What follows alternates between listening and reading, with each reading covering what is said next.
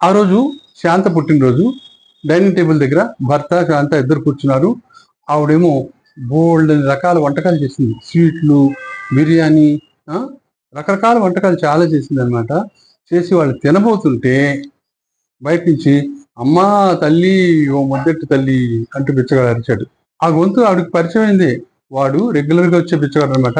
శాంత చాలా సంబరపడిపోయింది. అబ్బా, కరెక్ట్ గా నా పుట్టినరోజుకి వచ్చాడండి, ఉండండి పాపం వాడికి ఇవన్నీ ఇద్దాం అంటూ ఒక గిన్నె తీసుకుని అందులోంచి బిర్యానీ, స్వీట్లు, పాయసం అన్ని పెట్టేసింది అన్నమాట. పెడితే భర్త అన్నాడు బిచ్చగాడికి, ఇవన్నీ తీసుకెళ్లి వడ్డించడం అవసరమా?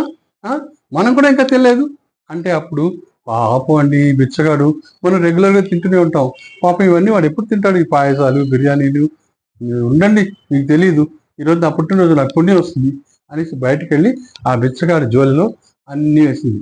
బిర్యానీ, తర్వాత స్వీట్లు, పాయసం అన్ని ఇచ్చింది అనమాట బిచ్చగాడికి. అప్పుడు ఆ బిచ్చగాడు చాలా సంతోషపడిపోయాడు.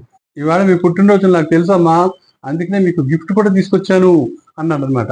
ఏంటి, నా పుట్టినరోజు గుర్తుపెట్టుకుని నువ్వు గిఫ్ట్ కూడా తెచ్చావా, ఏది ఏది ఏది అంది. అప్పుడు వాడు శంకర్ వచ్చి ఓ గిఫ్ట్ ప్యాక్ తీసి ఆవిడ చేతికి ఇచ్చాడు. ఆవిడ చాలా సంతోషంగా ఆ గిఫ్ట్ ప్యాక్ ని చింపి అందులో ఉన్న పుస్తకాన్ని తీసి చూసింది అనమాట.